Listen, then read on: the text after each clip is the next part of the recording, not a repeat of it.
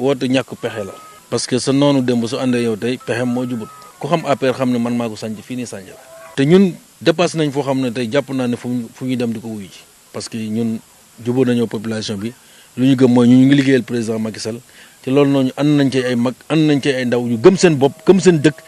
je pense que monsieur le maire tey su ma woowee ci loolu noonu tam gëm naa ne woote boobu nag gëmu ko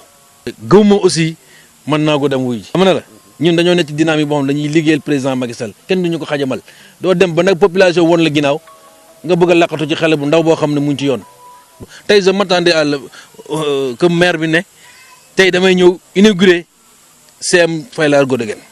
parce que le 15 mars 2016 posé na pierre foofu noonu tey mu ñëwaat invité waat leen di posé waat pierre. mooy woon ne bu ñu nax population bi. doléances yi jëm na ci courant ndox école bu ñu miirewul bëri na emploi des jeunes yoo xam ne ñu ngi ciy dox ay jéego.